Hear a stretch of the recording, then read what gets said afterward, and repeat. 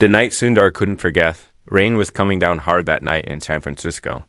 The streets were wet and the city lights reflected on every puddle, making the sidewalks glow with a strange mix of gold and blue. Sundar Pichai had just finished a long day of back-to-back meetings, his mind still buzzing with figures, ideas, and deadlines. But for some reason, he didn't feel like heading straight to his hotel. Instead, he decided to walk for a while. He told his driver to go ahead and he would call when he was ready. It was unusual for him to do this, especially in the middle of a storm. But something about that night made him want to blend in with the city, to feel like just another person. Walking through life without a schedule controlling his every move.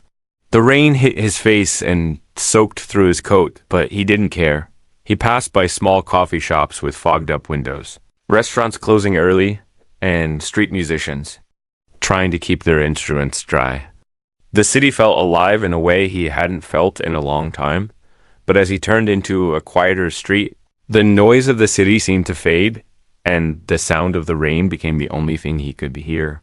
There were a few people scattered along the sidewalk, some huddled under bus stops, others wrapped in blankets against building walls. He knew the city had a serious homelessness problem, but seeing it up close, in the cold and rain, hit differently. He slowed his pace when he noticed an older man sitting against a closed bookstore. His hair wet, his hands trembling. The man's clothes were worn, his shoes full of holes. In front of him sat a small, crumpled cardboard sign with words that were nearly unreadable in the rain. Sundar's eyes caught just one sentence. Anything helps. God bless. Sundar kept walking at first. After all, he was used to seeing this in every major city he visited. But a few steps later, something made him stop. He couldn't explain it.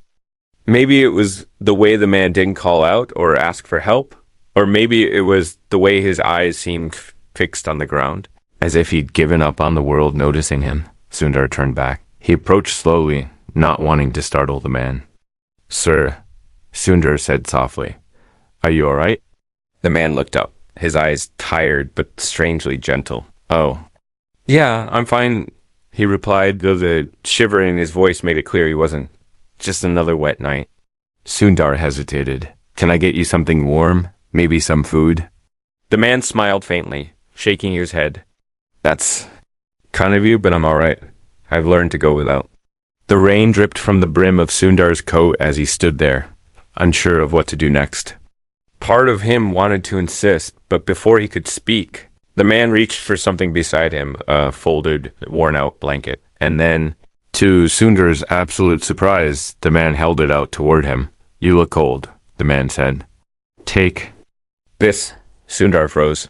Here was a man who clearly had nothing, yet he was offering the one thing keeping him warm. I can't take your blanket," Sundar said, his voice almost breaking. The man shrugged. "I've been cold before." "But you're not dressed for this rain. And you're standing here talking to me like I matter. That means more to me than keeping this blanket tonight." Sundar felt a lump form in his throat. He didn't know whether to feel humbled or heartbroken. And then, just as he was about to speak again, he noticed something stitched into the corner of the blanket. It was a name. A name he recognized. His eyes widened. "Where did you get this?" he asked. The man looked confused. "Why?" "Because..." Sundar's voice trailed off. He was trying to process the shock. The name stitched into the fabric was one he hadn't seen in years. It was his mother's name. His heart began to pound. How did a homeless man in San Francisco end up with something that clearly once belonged to his family? The rain seemed to disappear from his awareness, replaced by the burning question that now consumed him. "Please," Sundar said, stepping closer, "I need to know where you got this blanket." The man's expression shifted. He glanced down at the blanket, then back at Sundar. His lips parted as if to speak, but then he stopped, as if deciding whether he should tell the truth. And that's when he said something Sundar would never forget. "If I tell you, you might not look at me the same way again." Asterisk the story behind the blanket. Rain poured harder, running in small rivers along the cracked sidewalk. But Sundar didn't notice anymore. All his attention was locked on the old man, on the way his hands clutched the edge of the blanket, as if it was both a shield and a secret. The noise of the city had faded, replaced by the slow, heavy thud of his own heartbeat. The man's words lingered in the air. If I tell you, you might not look at me the same way again. Sundar didn't understand how that could be possible. He had no judgment for this man, no reason to see him as anything less than human. But the seriousness in his tone made Sundar's stomach tighten. "Please," Sundar said again, his voice softer now, almost pleading. "I need to know. This name, it's my mother's. She stitched it herself. This blanket, it belonged to her." The man's eyes darted away, as if avoiding the truth. He stared down at the wet pavement, his breathing slow and deliberate, as though each inhale was a decision. Sundar noticed the deep lines carved into his weathered face, lines that spoke of decades of struggle, regret, and survival. "What's your name?" Sundar asked gently. The man hesitated, then answered, "Thomas." His voice cracked, not from the cold, but from something deeper. Thomas Reed. Sundar rolled the name over in his mind. It wasn't familiar, not at first. But there was something about it, something buried far in his memory, that felt close. Like the faint echo of a voice from his childhood. "All right, Thomas," Sundar said, slowly. "Can you tell me how you got this?" Thomas sighed, pulling the blanket a little closer. Not in possession, but in preparation, as though holding on to it one last time before letting it go. "You really want to know?" He asked again. "Yes," Sundar replied. "No matter what." "It is." There was a long pause. Sundar could hear the rain drumming against the bookstore's closed metal shutters. Then Thomas finally spoke, his tone low, almost as if confessing to the night itself. "About 15 years ago," Thomas began, "I wasn't like this. I had a home, a family, and a job I thought I'd retire from. I worked as a maintenance guy in a small apartment complex. I fixed leaking taps, broken locks, that kind of thing. Nothing fancy, but it paid enough to keep the lights on." He paused, his eyes distant. "One day, there was a family that moved in. A kind woman, her son, and her husband. They didn't have much money, but they were always polite, always grateful. The woman, she had this way of making you feel like you mattered, even if all you did was tighten a screw on her kitchen cabinet." Sundar's chest tightened. He didn't even have to hear the rest to know where this was going. "Her name?" Sundar asked quietly. Thomas looked at him for a long moment, then said, "Lakshmi."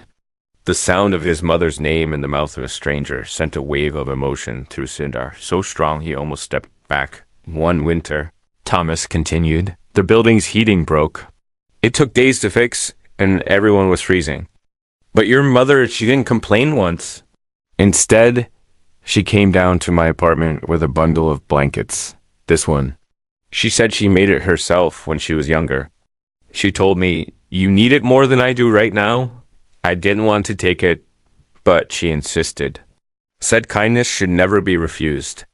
Sundar could picture her perfectly in that moment, her soft smile, her steady voice, the way she always gave without hesitation. "I kept it," Thomas said, his voice now trembling, "through everything.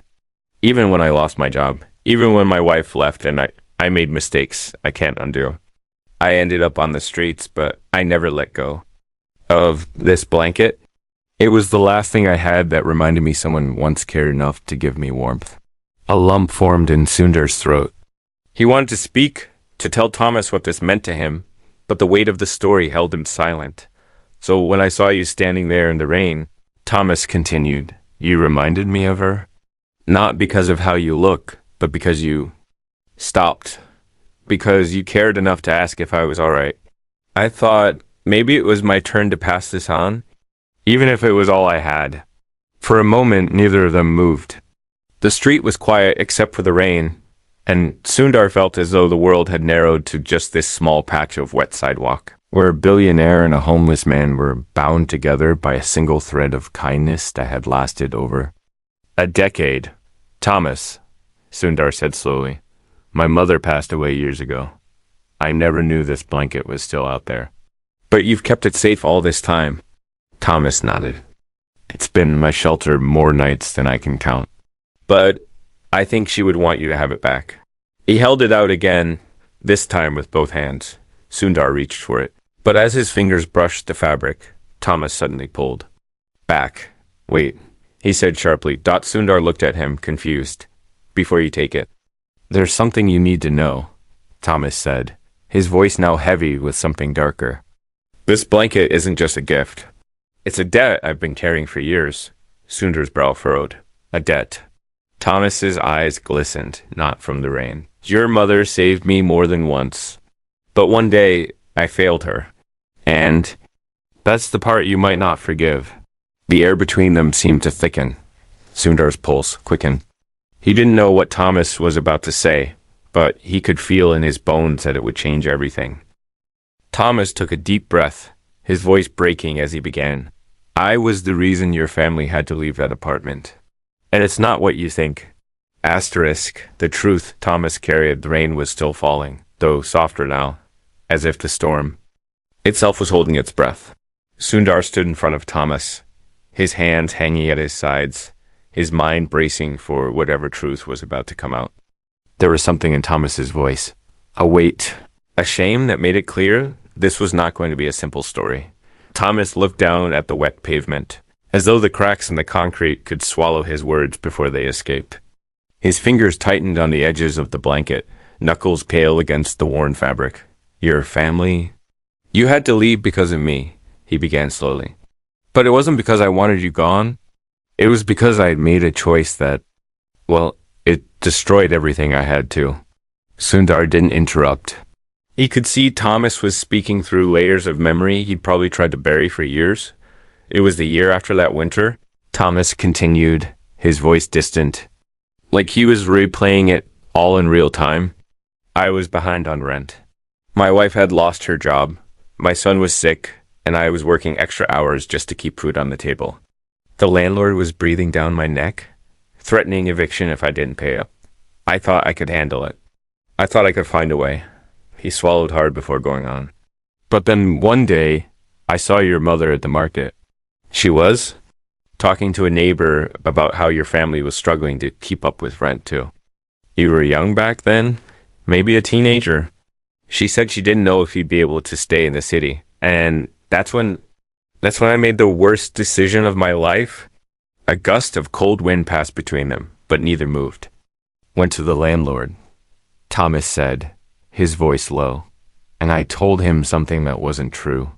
I said your family was planning to leave without paying their last 2 months' rent. I told him it would be better to evict you early then. Lose the money. I thought if you left, he'd rent your apartment to someone who could pay more, and maybe he'd forgive some of what I owed. The words felt like stones dropping into the silence. Sundar's jaw tightened. He felt a flash of heat in his chest, anger, disappointment, but it was tangled with something else. Confusion. So you lied. Sundar said quietly. Thomas nodded, his eyes fixed on the ground. I lied, and it worked. 2 weeks later, you were gone.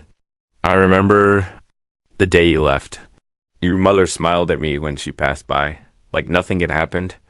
Like she still trusted me, and I couldn't even look her in the eye. I didn't deserve that kindness. For a moment, Sundar didn't know what to say.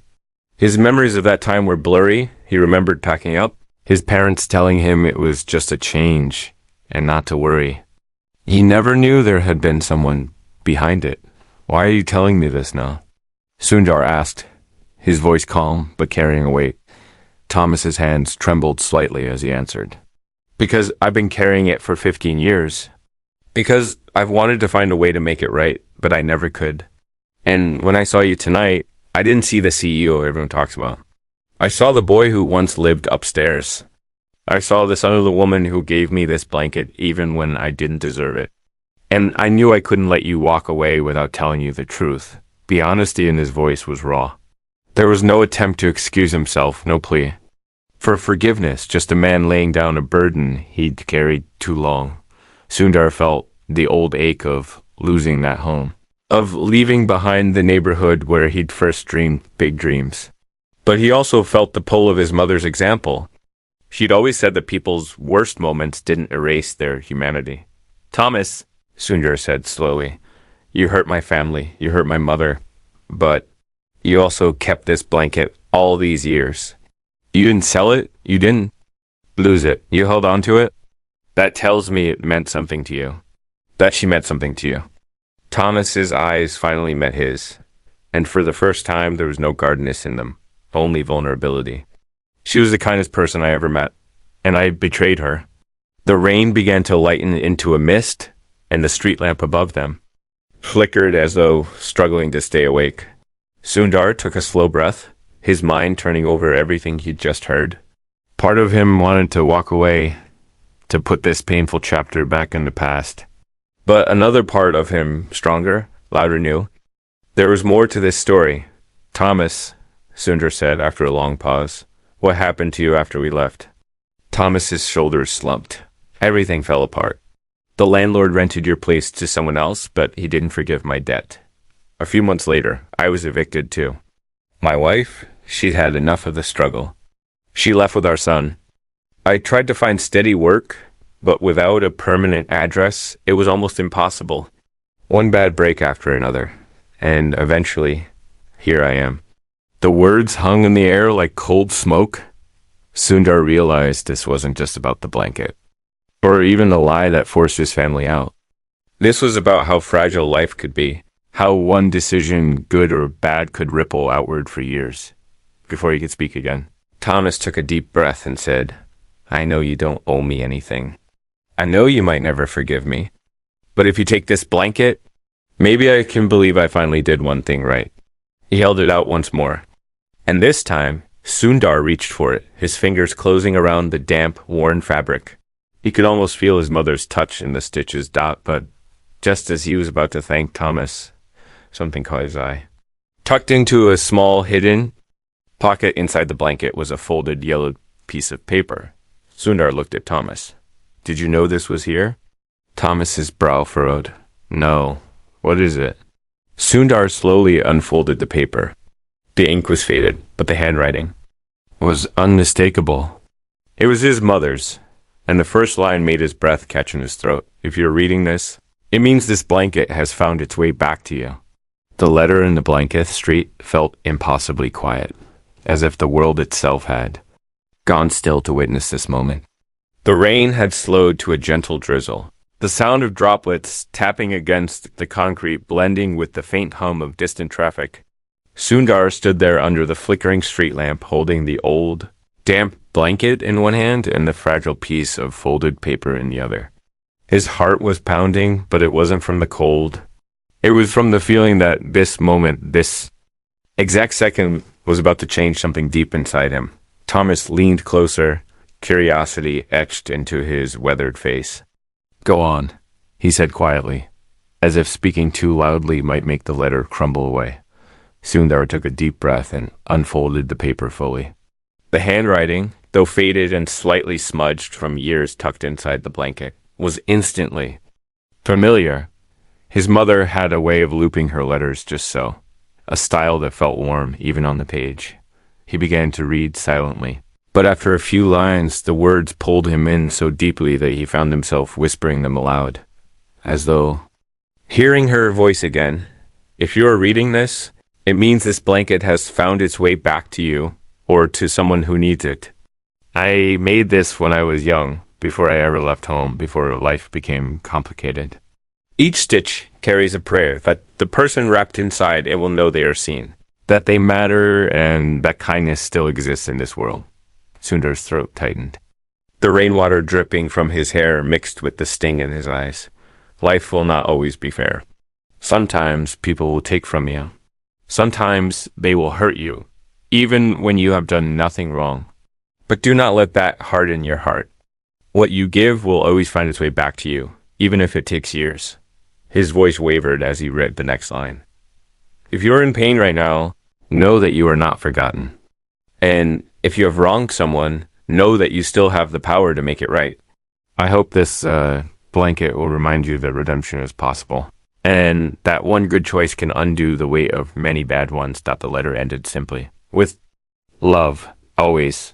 Lakshmi Sundar lowered the paper slowly, his hands trembling not from the cold, but from the flood of memories that rushed into him. He saw her in their old kitchen, stirring chai on the stove. He saw her patching up his school bag late at night so he wouldn't be embarrassed the next day. He saw her holding his face in her hands and telling him that kindness was never wasted. No matter how the world treated you, doubt when he finally looked up. Thomas was staring at him, his eyes wide and wet. She wrote that? He asked, his voice barely a whisper. Yes, Sundar said softly. She wrote it for whoever had this blanket. For you, for me, for anyone who needed to hear it. Thomas's gaze dropped to the pavement, and Sundar could see his shoulders shaking. I don't deserve those words, Thomas said, his voice breaking. Not after what I did. But it's like she knew I'd need to read that someday. The wind picked up slightly, carrying the faint scent of rain-soaked earth. Sundar folded the letter carefully, slipping it back into the small pocket inside the blanket, as if returning it to where it belonged. Thomas, he said after a long silence, my mother believed in second chances. She believed that a person's worst mistake doesn't have to define the rest of their life.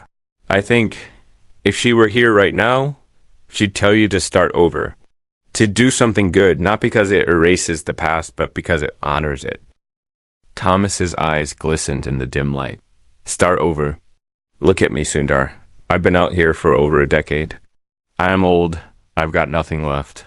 I don't even know where I'd begin. You begin, Sundar said gently, by deciding. You're not done yet. For a moment, Thomas just stared at him, as if those words were too foreign to grasp. Then he let out a shaky laugh. Easy for you to say you've got everything. Sundar shook his head. No, I've got a lot, yes. But the things that matter most, they came from people like my mother, from lessons that money can't buy. They for a while longer, the mist clinging to their clothes, the city moving quietly around them. Sundar didn't know exactly what he was going to do yet, but he knew this meeting wasn't going to end with just a thank you and goodbye. Finally, he broke the silence. Come with me, he said. Thomas frowned. Where? Somewhere warm. Somewhere with food. You can tell me more about what happened after we left, and maybe... Sundar hesitated, then added, maybe we can figure out what comes next for you. Thomas shifted uncomfortably, his instincts telling him to refuse. Pride was a strange thing. It clung even when you had nothing. I don't want to be a charity case, he muttered. You're not, Sundar said firmly. This isn't charity. This is me honoring my mother's gift. She gave you that blanket. Tonight, I'm giving you my time. The rest, we'll figure out together. Thomas studied him for a long moment, then finally nodded. All right, he said quietly. But as they began walking toward the main street, Thomas suddenly stopped. Wait, before we go. There's something else you need to know. Something I've never told anyone. Sundar turned to him, a knot forming in his chest. What is it? Thomas's expression darkened, not with anger, but with the heaviness of another truth long kept hidden. The day your family left, it wasn't just because of my lie. There was something else going on, something your mother knew and never told you. Sundar felt his pulse quicken. What are you talking about? Thomas glanced down the street, as if checking whether anyone was listening, then looked back at Sundar. Let's just say the landlord had a reason for wanting you gone, a reason that had nothing to do with rent. And before Sundar could press him further, Thomas started walking again, leaving the question hanging in the cold night air. Asterisk, the reason they had to live night air seemed heavier as they walked. The street lamps casting long shadows that stretched over the wet pavement. Sundar's shoes splashed in shallow puddles, while Thomas's worn sneakers made almost no sound at all. Every step was slow, not because of the weather, but because Sundar's mind was racing. The words Thomas had just said, it wasn't just about the rent echoed in his head. Stirring a dozen questions he didn't yet know how to ask, they turned onto a slightly busier street. The hum of traffic returned. Neon signs flickered from small shops still open late. and the faint smell of fried food hung in the damp air. Sundar didn't notice any of it. His focus stayed on Thomas, who seemed to be measuring each step, as if deciding whether he really wanted to share what he was about to say. Finally, Sundar broke the silence. You said the landlord had another reason for wanting us gone. What was it? Thomas didn't answer right away. His gaze stayed fixed. Ahead, his shoulders tense beneath his soaked jacket. It's not easy to talk about, he muttered. Your mother. She was a strong woman. She didn't scare easy, but she knew how to read people. She knew when someone was trouble. Sundar felt his jaw tighten. Are you saying he threatened her? Worse, Thomas replied quietly. He tried to force her into something she didn't want, something no woman should ever have to face. The words hit Sundar like a physical blow. He slowed his pace, feeling his chest constrict. What do you mean? Thomas sighed deeply, his breath visible in the cool night air. Your landlord back then, his name was Frank Dalton. He was the kind of man who thought money and power gave him rights over people. He'd done it before to other tenants, especially women who were behind on rent. He'd corner them, offer to forgive what they owed if they gave him something in return. Your mother was behind on rent once, and he tried it with her. Sundar stopped walking completely. For a moment, all he could hear was the faint hiss of tires on wet asphalt somewhere down the block. The idea of that man standing in front of his mother, making such an offer, made his hands curl into fists. She never told me, he said, his voice low but sharp. She wouldn't have, Thomas said gently. She was protecting you. She didn't want you carrying that kind of anger when you were still so young. But I know it happened because I saw him leave your apartment that day. She was standing inside the doorway, holding this blanket. She looked shaken, like she'd just stared down something ugly. Sundar's grip on the blanket tightened. So that's why he wanted us out, because she refused him. Thomas nodded. And I made it easier for him by feeding him that lie. It's a weight I've carried every day since.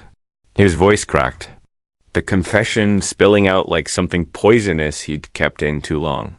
I didn't know the full story back then. But when I found out, it was too late.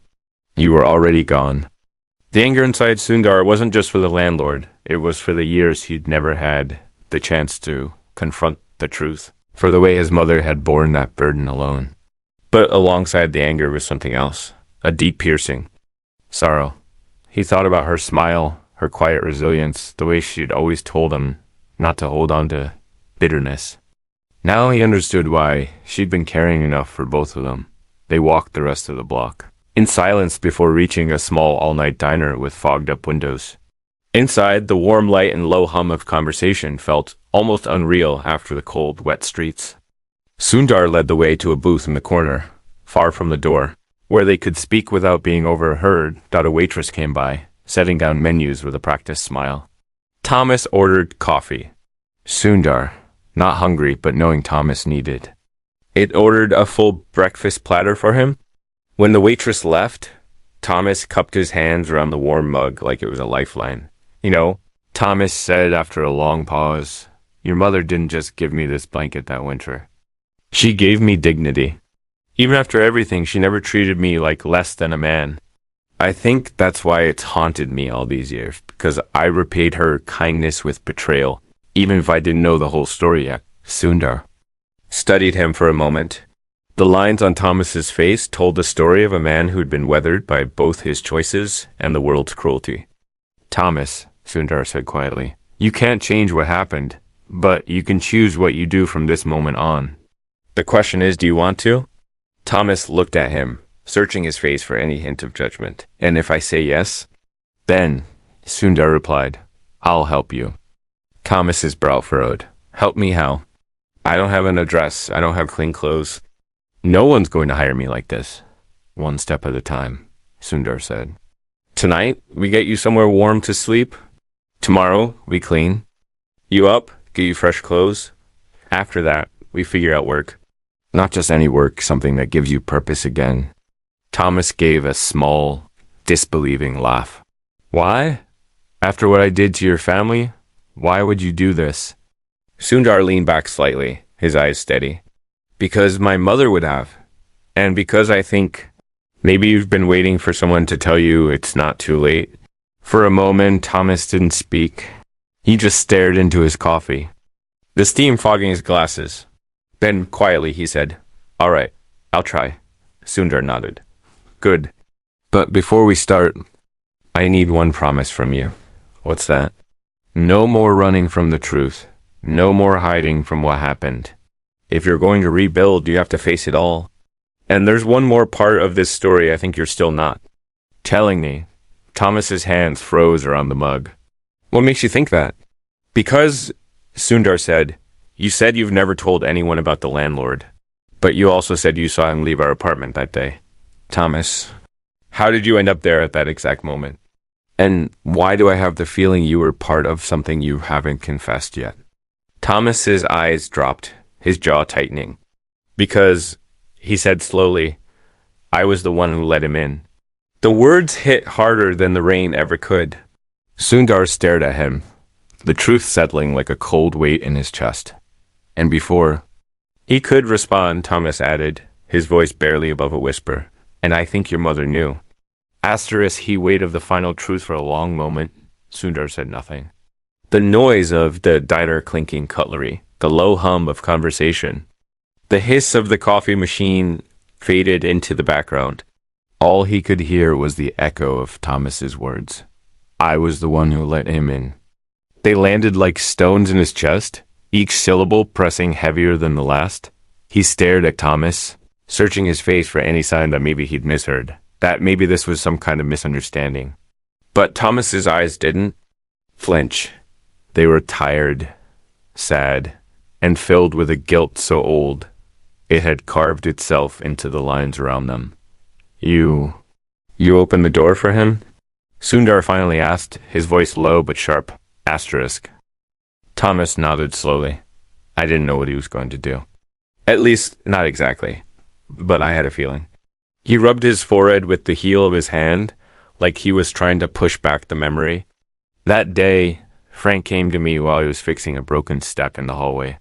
He said he needed to check in with your mother about the rent. He told me he'd make it worth my while if I made sure she was home. I didn't question it, not because I didn't care, but because I was desperate.